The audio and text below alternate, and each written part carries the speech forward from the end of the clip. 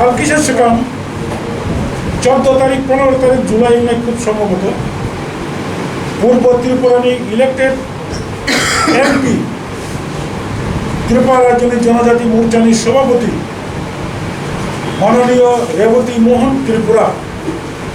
আইপিএফটির বিরুদ্ধে যে একটা অভিযোগ হয়নি যে আইপিএফটি বরংনি বড়কাই লিঙ্কতম আইপিএফটি দল পুরাটাই উচ্ছৃঙ্খল কোনো ডিসিপ্লিন করে ইনি সামনে তবে কিছু রাজ্যবাসীর শুনদামান মাননীয় সাংসদ রেবতী মোহন ত্রিপুরানি বক্তব্য হবে কি ব্যক্তিগত বক্তব্য না বিজেপির বক্তব্য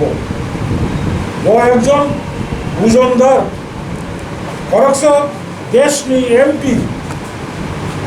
যদি আইকেন সাহিত্য হাঁকায় এটাই মো সরকার বর্তমান আইপিএফটি বিজেপি সরকার কি উগ্রপন্থী সরকার আইপিএফটি 16 তারিখ জুলাই রেবতী মোহন ত্রিপুরানি বক্তব্য চ্যালেঞ্জ খাইয়ে বিবৃতি রেখা তারপর সারাবুঝব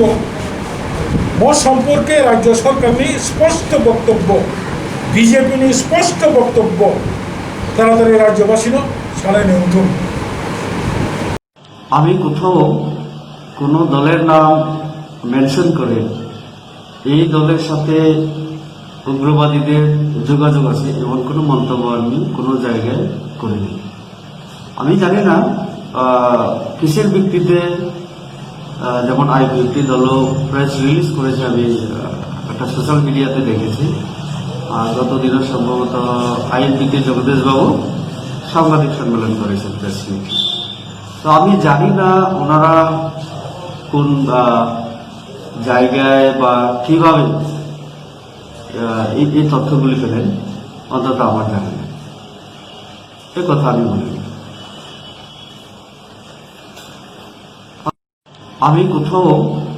কোনো দলের নাম মেনশন করে এই দলের সাথে